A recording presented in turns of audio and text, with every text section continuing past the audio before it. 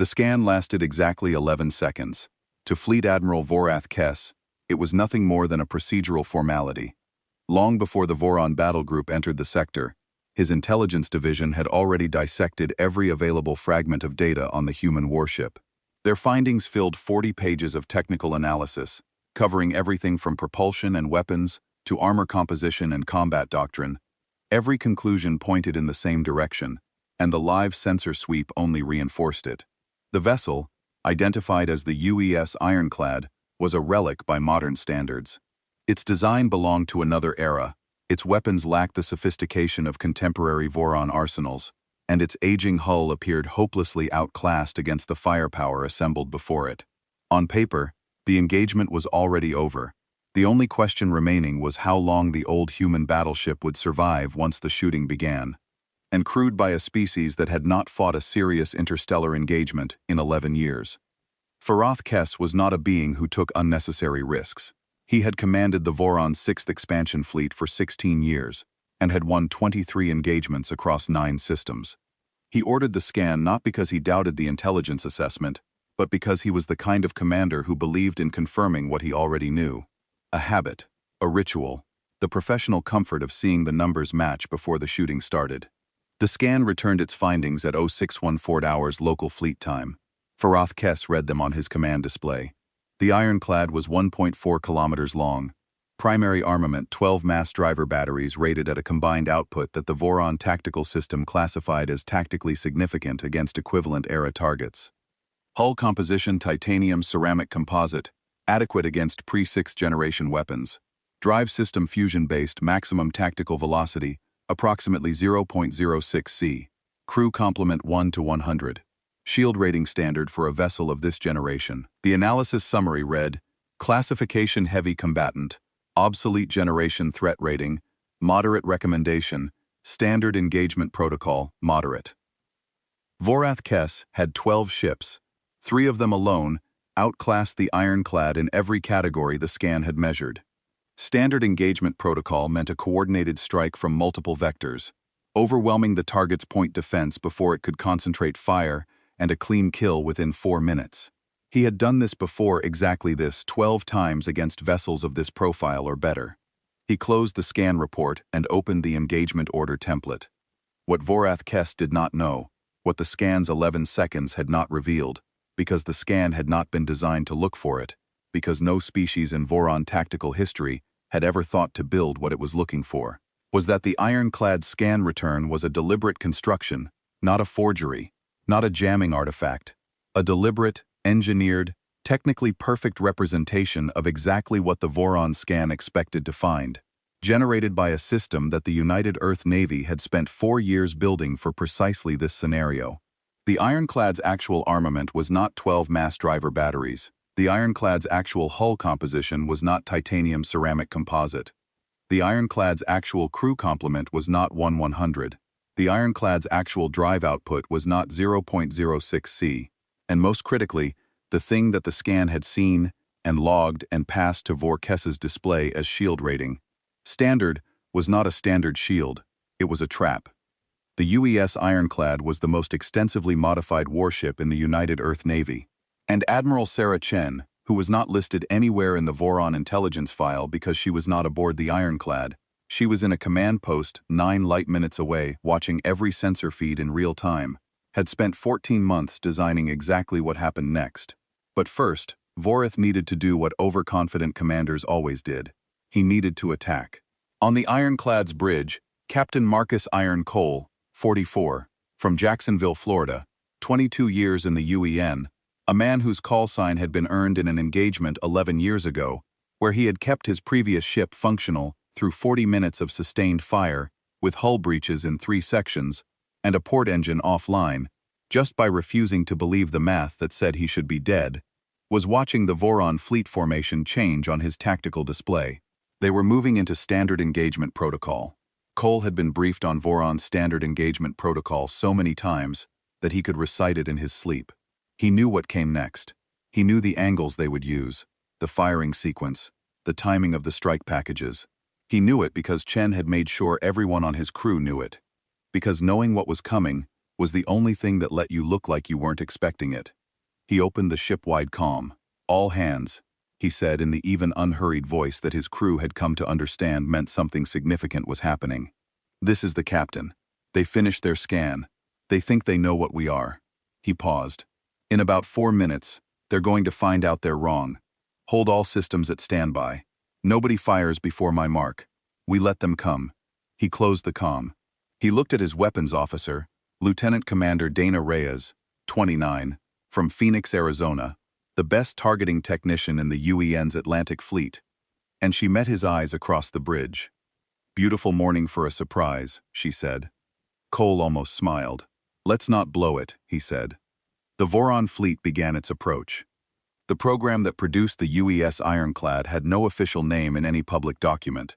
It appeared in the United Earth Navy's internal budget as Hull Modification and Retrofit Initiative, Atlantic Fleet FY 2009420097, which was the kind of designation specifically designed to be true in every verifiable particular, while communicating nothing about what was actually happening. The Ironclad had been an old generation heavy cruiser, commissioned in 2071, decommissioned in 2088, after her drive systems were assessed as requiring overhaul costs that exceeded her listed replacement value.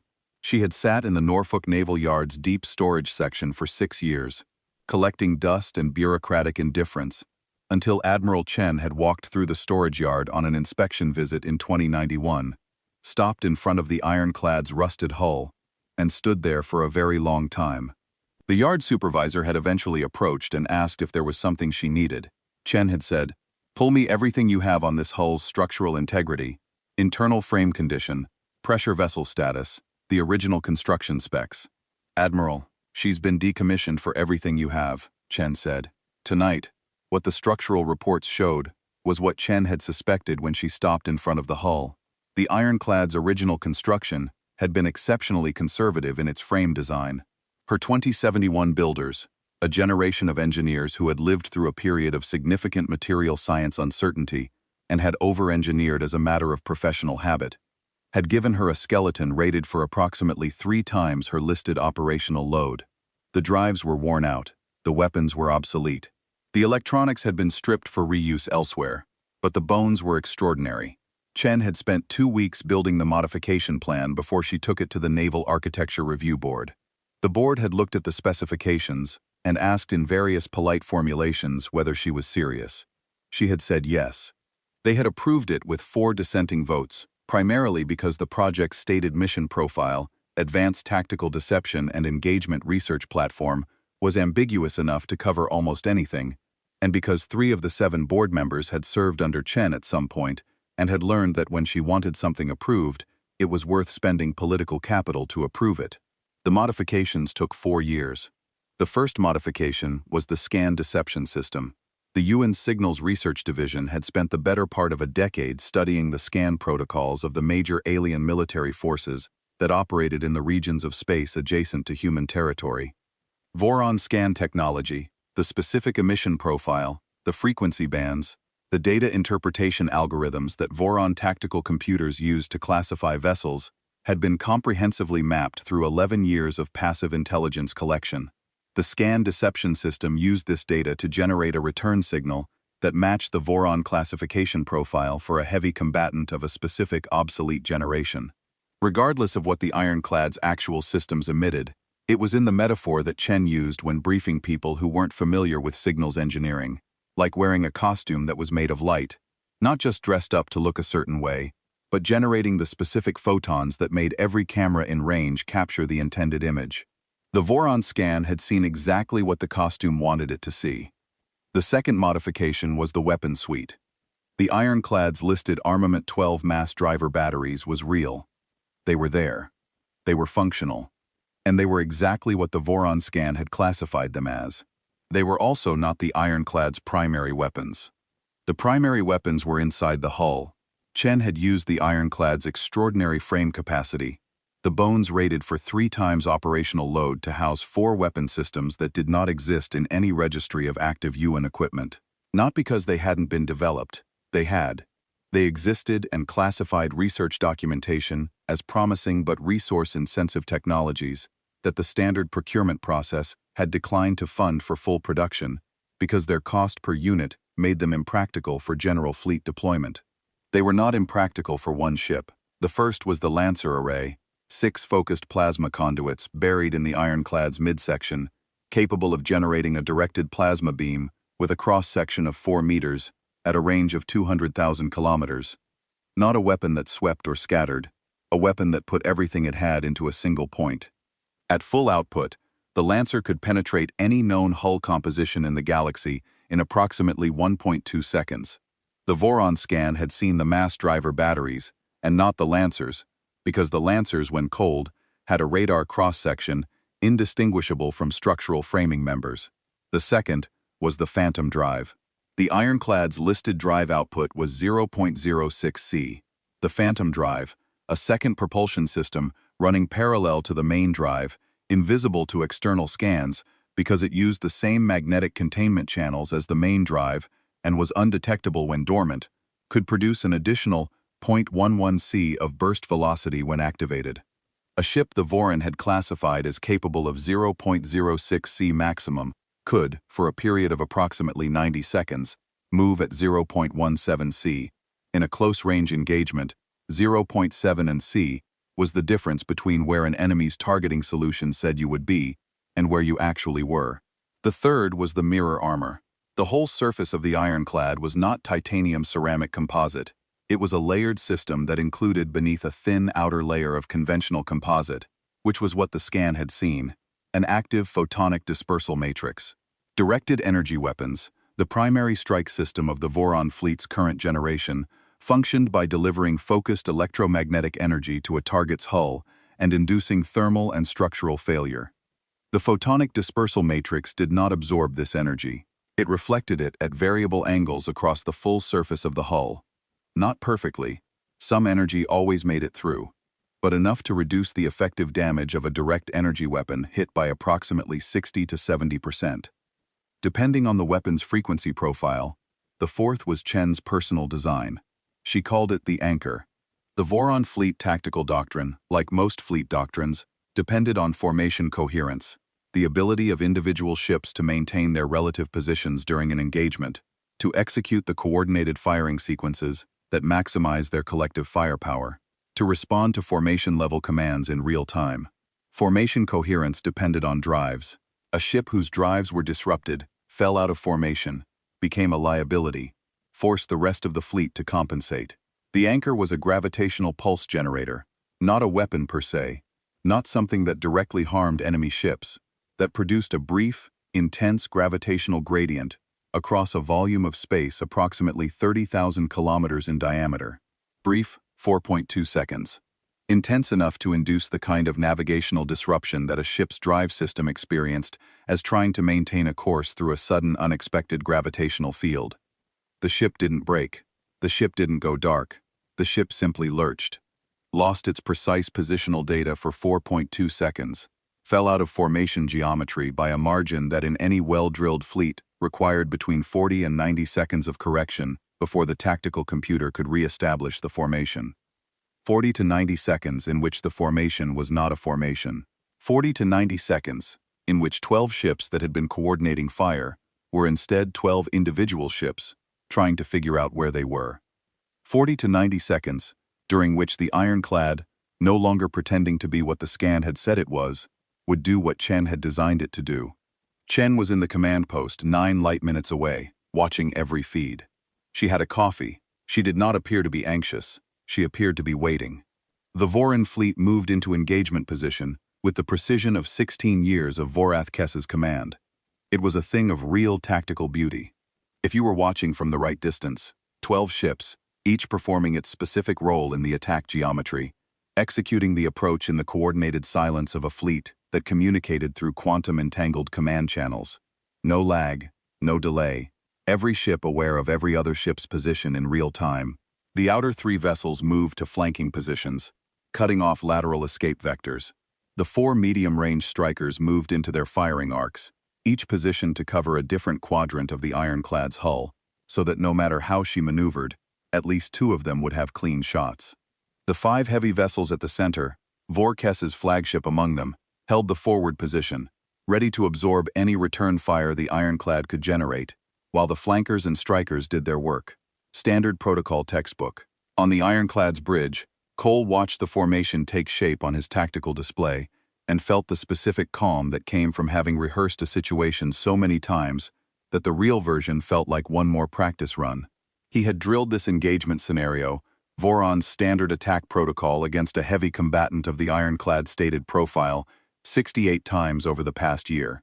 He knew the formation. He knew the timing. He knew that Vorath Kess would hold the forward position because every senior Voran commander held the forward position. It was a cultural thing, a status display. The fleet's finest vessel in the place where the enemy's return fire would be heaviest, because the fleet's finest could handle it. He knew exactly where the flagship would be at the moment the attack sequence began. He looked at Reyes. "Lancer array targeting?" he asked. "Locked on the flagship," she said. "Tracking for formation movement. Lock is good. Phantom drive status dormant and ready," said Lieutenant Torres, the helm officer, 26, from Albuquerque, New Mexico, who had joined the ironclad's crew, specifically because the assignment description had said, "Advanced Tactical Platform, Non-Standard Engagement Profile." And he had looked at those words and correctly understood that they meant the most interesting posting in the fleet. "Anchor status?" Cole asked. "Charged and ready," said Petty Officer Webb, the same Marcus Webb from the previous Ares engagements, now a senior chief petty officer, who had transferred to the ironclad 6 months ago when he heard what was being fitted to her and had submitted a transfer request that had been approved in 36 hours. Webb at the ironclad's weapon station was, as he had once described himself to Torres during a late-night watch, "a man in the right place at the right time for the 3rd time, and I fully intend to make a habit of it." "Mirror armor status," Cole said. "Active and calibrated," said Chief Engineer Riley Washington from her station at the Engineering Board 38, from Memphis, Tennessee. The woman who had spent 3 years installing systems that officially didn't exist, and who knew the ironclad's modified architecture more intimately than anyone else alive, including the designers. Cole did a final sweep of his bridge. He saw what he expected to see. A crew that had been waiting for this for 8 months, that had trained for it so thoroughly that the anticipation in the room was not the anxious kind, but the focused kind. The kind you felt when you were very good at something and were about to do it. On the command channel, Chen's voice arrived. She was 9 light minutes away, but the quantum-entangled command link meant there was no delay. Her voice was as immediate as if she were standing beside him. "Cole," she said. "Formation complete." "Formation complete, Admiral," he said. "Flagship is in position. All 12 ships within engagement range. The anchor field covers all of them." "Time to first strike?" Chen asked. "Voron pre-strike protocol calls for a final targeting lock at their current closing speed, approximately 90 seconds. "Good," Chen said. "You know the sequence. Execute at your discretion." Cole appreciated that. Execute at your discretion. Not a script, not a countdown, not a remote command from 9 light minutes away. Trust. The trust of a commander who had given her captain everything he needed and then stepped back and let him use it. He looked at the flagship on his display.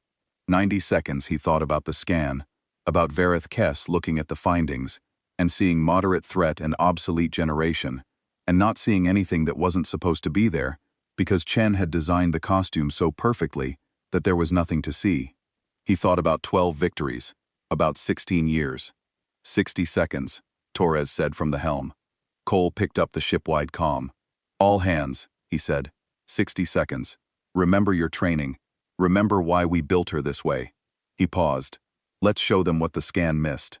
30 seconds, Torres said. Cole put the comm down. He looked at Reyes.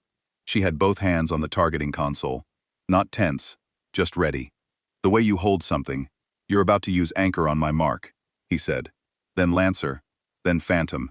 Then we see what's left." "Yes, sir," she said. 10 seconds, Torres said. On the Voran flagship, Vorath Kess watched the final targeting lock complete. All 12 ships confirmed ready. The ironclad held a stable position, not maneuvering, not increasing drive output, showing no indication that it had detected the formation's completion, exactly as expected. A vessel with inferior sensors and outdated tactical software, unaware of what was about to happen, he gave the attack order. "Mark," Cole said. The anchor fired first. It fired 0.3 seconds before the Voron attack sequence reached its discharge point. A window Cole had calculated from the Voron attack protocol's last action before fire. The final confirmation pulse that each ship sent to the flagship to confirm weapons hot. He had timed it from 68 practice runs. He knew the exact duration between confirmation pulse and discharge. He fired the anchor with 0.3 seconds to spare. The gravitational pulse expanded outward from the ironclad at the speed of its propagation, which was very fast, and reached the Voron formation. All 12 ships within the anchor's 30,000 kilometers effective radius before the Voron attack sequence completed. The effect was immediate and total. Every ship in the formation lurched, not catastrophically, not in a way that caused structural failure or crew injury, or anything that would be classified as damage. They lurched the way a car lurches when the road surface changes unexpectedly. A sudden involuntary deviation from the intended course. The navigational computer suddenly disagreeing with the drive system about where the ship was and where it was going.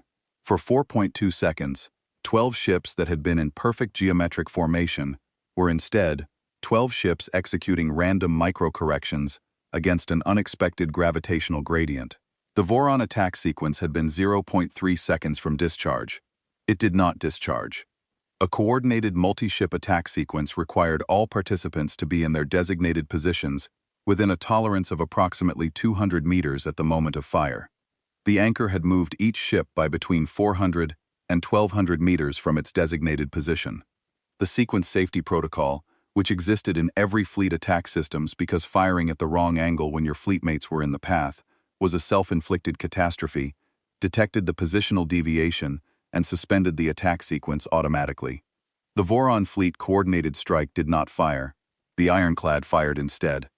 Reyes activated the Lancer array at T plus 0.1 seconds after the anchor pulse.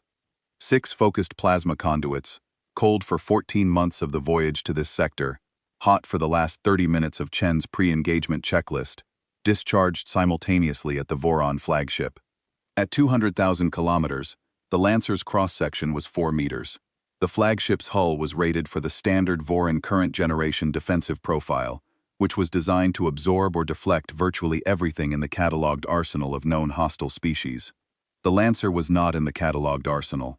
The plasma beam traveling at the speed of directed electromagnetic energy, which was effectively instantaneous at this range, reached the flagship in a time that could be measured but not experienced. It hit the flagship's forward section, which was where Vorath Kess's command bridge was located, because Chen had placed a lot of thought into which part of the flagship to hit first, and had concluded that removing the fleet's command intelligence in the opening second of engagement was worth the targeting specificity.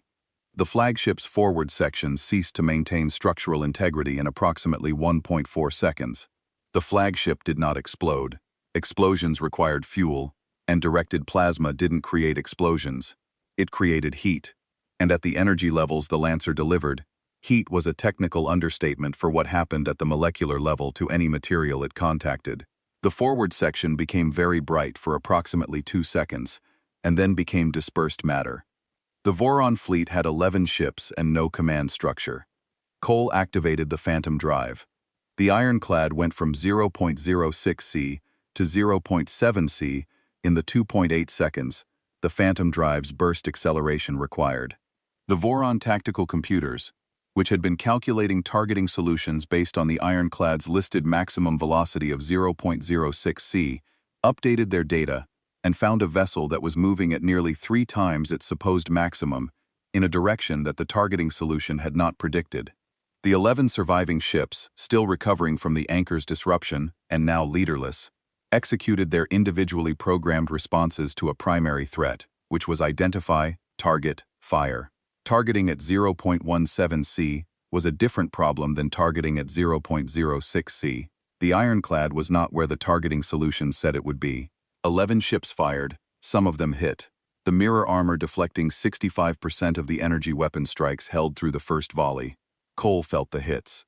The ironclad shuddered the way any ship shuddered when it absorbed a weapon strike with a deep physical percussion that you felt in your chest. 7 section alerts on the damage board. Washington was already working them. Hull integrity, Cole said, holding. Washington said, Mirror is performing at 63% deflection on current generation Voron frequencies. We are taking damage but at a manageable rate. I estimate we can sustain current hit tempo for another 12 minutes before section failures become operationally relevant. 12 minutes. Cole looked at the tactical display. 11 ships leaderless. The anchor's disruption window was closing. In another 30 seconds, the surviving ships would have their positional coherence back, and the formation would begin to reform. Reyes, he said, second Lancer salvo, targets the two formation anchor vessels. He had studied Voron fleet architecture long enough to know which ships carried the formation coordination hardware. Take those out, and the fleet couldn't reform into coordinated fire, even with positional coherence restored. Solutions computed, Rhea said. Ready fire. Two Lancer salvos targeted with the specific precision that the Ironclad's cav-derived targeting architecture enabled. The same system that had been in UEN ships for a decade. The same architecture that had been part of every significant UEN engagement since the Prometheus hit both formation anchor vessels in a window of 0.8 seconds. 9 ships, no command, no formation capability. Cole looked at the tactical display for 3 seconds. Webb, he said. Second anchor pulse. Delay 15 seconds. 15 seconds. Webb confirmed. Charging. The logic was Chen's from the pre-engagement brief. The first anchor pulse prevented the coordinated attack. The second anchor pulse fired when the surviving ships were attempting to navigate individually, rather than in formation, produced a different effect. Instead of disrupting a coherent pattern, it disrupted 9 separate recovery attempts simultaneously, creating maximum navigational chaos in the critical window. When each ship was most dependent on accurate positional data, 9 ships, each trying to individually compute an engagement solution against a vessel moving at 0.17 C, each suddenly experiencing 4.2 seconds of navigational uncertainty. 9 ships, 9 different wrong places. Cole fired the mass driver batteries. The mass drivers were the listed armament, the weapons the scan had seen and assessed and classified. Real weapons effective at range. Not the most advanced thing on the ship, but absolutely functional. Firing during the second anchor window against 9 individually displaced ships. They were efficient. From the command post 9 light minutes away, Chen watched the engagement feed. She was very still, not because she was holding her breath. She had run this engagement 40,000 times in simulation. She was still, because the simulation had been accurate, and the real thing was moving exactly on the projected timeline, and the specific quality of stillness was the one she felt when something she had built was doing what she built it to do. Webb said over the command channel, Admiral, second pulse complete, 9 contacts. 3 are dark, 4 are maneuvering erratically, 2 are attempting to form on each other. The 2 trying to form. Chen said, Cole, I see them. Cole said. The Lancer array fired a 3rd time. 7 contacts, then 6, then 4. 4 ships. They were not the smallest in the Voron fleet. 2 of them were heavy vessels, the kind that had been positioned in the forward center of the attack formation, built to take return fire and absorb it. They had survived the opening phase of the engagement because they were genuinely well armored, because the Lancer's first 2 target selections had been the flagship and the formation anchor vessels, and because heavy forward ships were designed for exactly the situation they were now in, without command, without formation, relying on individual ship capability. They were also at this moment doing something that Cole had not anticipated in 68 simulations. They were running, not retreating in a tactically organized way, not with covering fire, not with a coherent withdrawal that preserved fighting capability. They were running the way ships ran when their command structure had been destroyed in the first 30 seconds of an engagement, and their surviving crews had processed what the engagement record showed and made a rational individual decision about survival probability. 3 of the 4 were running. The 4th was not. The 4th ship, heavy current generation, its hull showing the damage of a near miss from the second anchor pulse's disruption effect. One of its drive sections trailing a faint energy plume was holding position. Holding position and firing, not coordinated, not formation assisted. Individual fire from a single Voron heavy vessel, directed at the Ironclad with the full output of its primary weapons battery. The mirror armor was deflecting most of it, not all of it. Washington Cole said Section 14. Section 14 armor is at 40% efficiency. Washington said, her voice was steady, the steadiness of someone who had been watching numbers decline for the last 11 minutes, and had already adapted to the pace of it. Sustained fire on that section for another 4 minutes will produce a breach. 4 minutes. Cole looked at the holding ship. He looked at the 3 running ships. He made a decision that he knew Chen would have made differently. Not wrong, just differently. Because Chen thought about every engagement in terms of its long-term information value, and would have let the 4th ship continue firing while running solutions on the runners first. Cole was thinking about Washington's 4 minutes and his crew's 100 people in Section 14, Rhea's Lancer on the holding ship. Full salvo. Full salvo. She confirmed firing. The Lancer array took 0.9 seconds to reduce the holding Voron vessel to a navigational hazard. Then Cole turned to the runners. This was the part of the engagement that Chen had thought about most carefully. The 3 running ships were not a tactical threat. They were running too fast at too significant a distance now to re-engage effectively. The tactical logic was straightforward. Let them go. Document the engagement. Move to the next phase.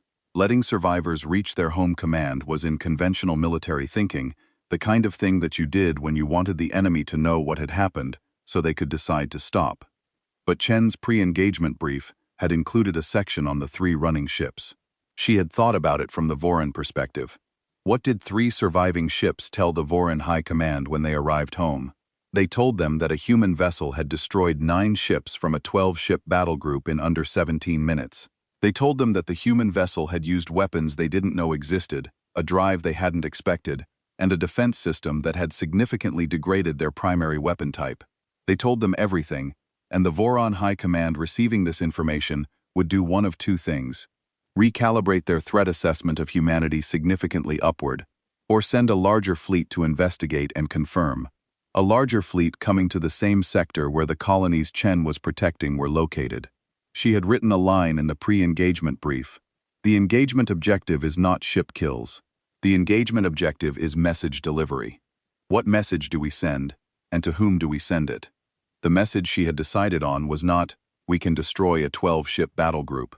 The message she had decided on was, we choose to let you go, and we want you to know that, and we want you to think about what that means. Chen opened the command channel. Cole, she said, let the 3 runners go. Cole had expected this. He had thought through the same logic on his own in the 3 seconds before Chen spoke and had reached the same place. Understood, he said. Runners are clear of engagement range. I'm logging them as observed departures. He paused. Do you want me to transmit? I'll handle the transmission, Chen said. Stand down weapons, damage assessment, and recovery protocol. Admiral. Cole looked at the tactical display. The 3 Voron ships shrinking on his display as they pushed their drives to maximum. The debris field, the material remains of 9 ships and a fleet admiral spread across the engagement zone in a slowly expanding cloud.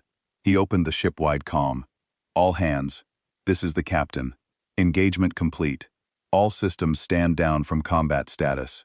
Section 14 damage control teams, please report to your stations. He paused. Outstanding work, every one of you. He closed the comm. He looked at Reyes.